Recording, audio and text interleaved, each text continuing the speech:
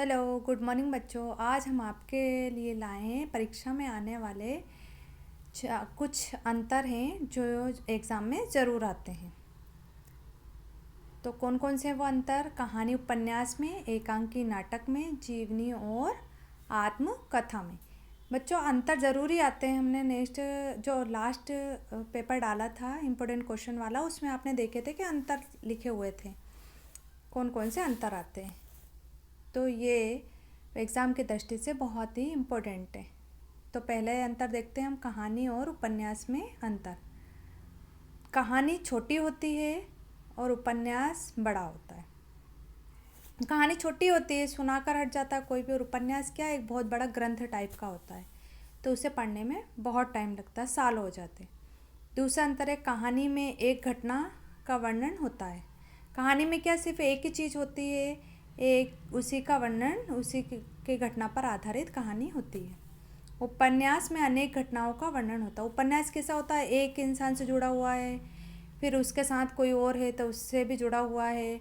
हमारे 4 बहन भाई हैं तो उनके बारे में भी उसमें बताया गया है। तो इसी तरह कहानी एक से एक जुड़ती चली जाती है, इसीलिए उपन्यास बड़ा होता है। तीसरा देखेंगे, कहानी में कम पात्र होते हैं। वो छोटी होती है इसलिए उससे में कम पात्र होते हैं। उपन्यास में अधिक पात्र होते हैं। क्यों होते हैं, अभी बताया ना, कि जैसे 4 बहन भाई हैं तो उनके बारे में भी बताया जाएगा। तो उन 4 बहन भाइयों के अपनी जीवन की कथा, जो भी उनके साथ वर्णन घटनाएं हुई हैं, उनके बारे में बताया जाएगा, तो पात्र बढ़ जाएंगे। तो इसी तरह जितनी कहानी आगे उपन्यास बढ़ता जाएगा उतने ही पात्र बढ़ते जाएंगे। चौथा अंतर है, परीक्षा प्रेमचंद द्वारा लिखित कहानी। जो परीक्षा है कहानी, वो पहली कहानी है हिंदी की, और वो किसके द्वारा लिखित है? प्रेमचंद द्वारा है।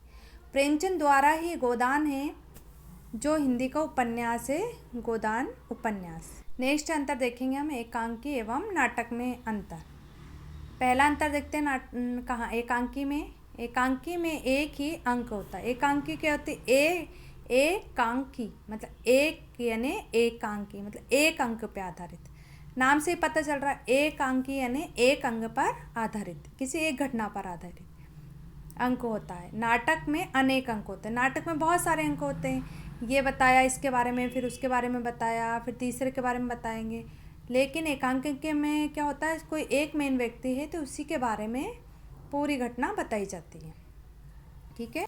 दूसरा देखेंगे हम, एकांकी की कथा वस्तु संक्षिप्त होती है, नाटक की कथा वस्तु विस्तृत होती है। संक्षिप्त यानी क्या होती है? छोटी, सीमित होती है।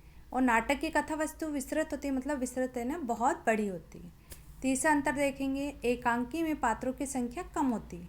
एकांकी एक अंक पर आधारित होती है, किसी एक व्यक्ति के बारे में बताया जाता है, तो उसमें कमी होगी पात्रों की संख्या।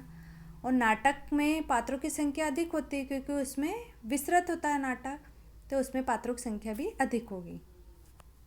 चौथा पॉइंट देखते हैं, दीपदान राजकुमार वर्मा द्वारा लिखित एक एकांकी है। मतलब जो दीपदान है एकांकी, पढ़ी होगी आपने पाठ में। दीपदान जो एकांकी है वो किसके द्वारा लिखित है?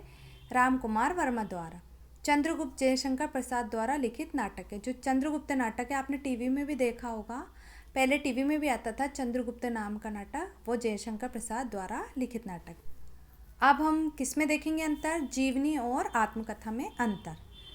तो पहले जीवनी में देखते हैं। जीवनी किसी महापुरुष के जीवन पर लिखी होती है।